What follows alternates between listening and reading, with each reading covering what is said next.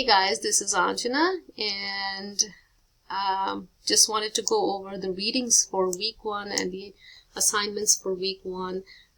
So this week is fairly light in terms of the readings, and we have 2 videos here of Dr. Bruce Perry talking about brain development and empathy, and then we have a PowerPoint by Dr. Beth Burrell. So all 3 of them, please take a look. I'm going to go over the PowerPoint briefly so that you have an idea. And then we have the required readings for this week. There are 3 chapters. One is Perry, the boy who was raised as a dog, and chapter 1 is Tina's story. And when you read that story, I want you to keep in mind the social work perspective, the person and environment, her marginalized status, her mom's status, and how Dr. Perry understands more about them. And he kind of violates certain boundaries, so I want you to just be aware of that when you read the chapter. And at the end, he does treat Tina and they do see improvement, but something else happens. So interested in knowing what your thoughts are about it. It's a great book. Dr. Perry, Van der Kolk, and Rothschild are literally the best teachers in the world.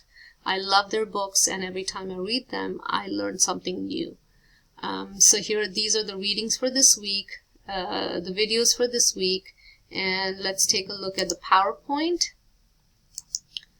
I'm not going to go over the entire PowerPoint, but just want to talk about the impact of trauma. It hits us at literally every level: biological, emotional, physical, cognitive, memory, and social, and impacts our sense of control, the meaning we make of our lives, how we connect to each other, our ability to feel safe, and how our relationships unfold. So it's literally affecting every area of our lives: physical, mental, emotional, social.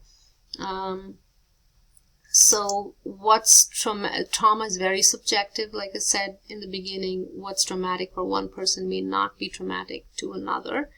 And here it says, the goal of treatment should never be about forgetting what happened and moving past it. So what do? And how do we treat trauma? That's something we're going to learn. Okay.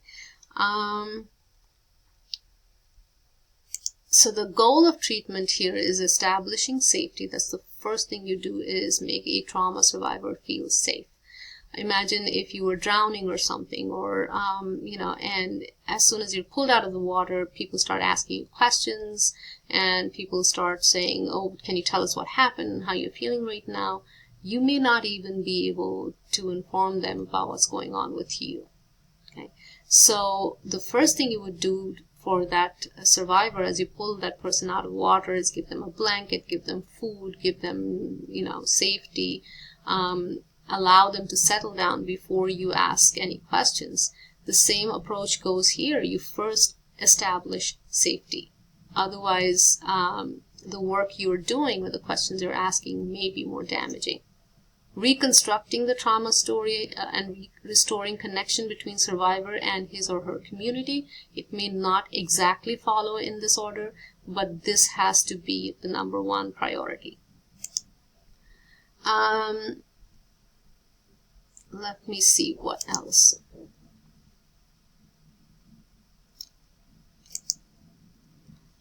So this is something you will learn from Dr. Perry's videos. When the trauma occurred is very, very important. Our brain, if this is our brain, it develops from the bottom up.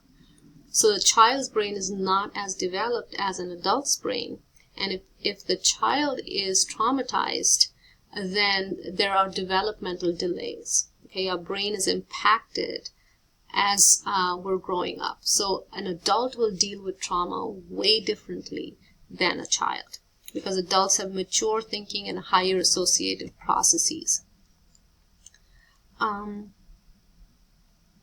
This is something I'm going to be talking about a lot. Neuroplasticity is the ability of our brain to change. So when our brain is faced with trauma, it undergoes a change.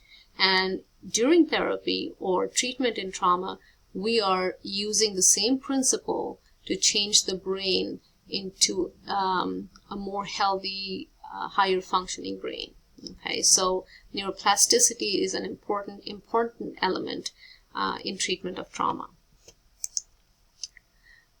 All right. So essentially, it is never too late. Just like a brain is changed through chemotherapy or schizophrenia, you can retrain your brain when it is impacted by trauma. Okay. Repairing the brain. Let me see this. Relationships. Look at this. Neuroplasticity. One of the most important findings of recent neuroplasticity is the discovery of how closely our senses are connected to memory and cognition.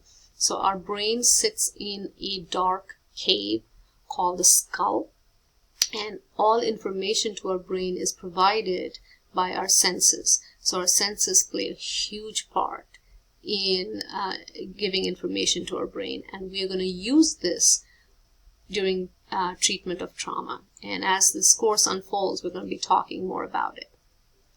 And then the sympathetic and parasympathetic nervous system, and you can go on to this website to learn more about it.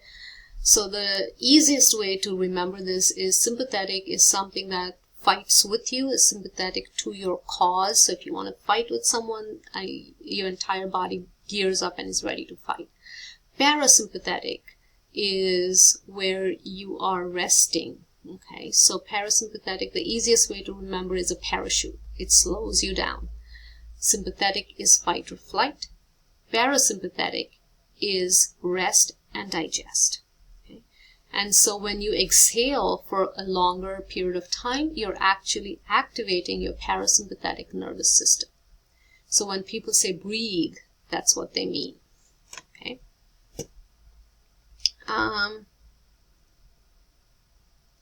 Let me see what else is there that I would, there's really good references and resources here. So take a look at this PowerPoint. It is very useful, and I like the way it has been set up.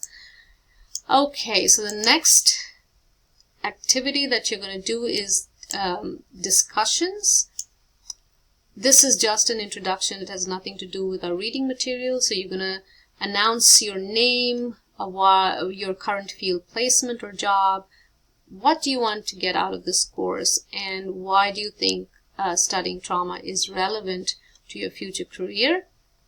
And you are going to respond by this Thursday, and then follow up responses. So your own response is due Thursday.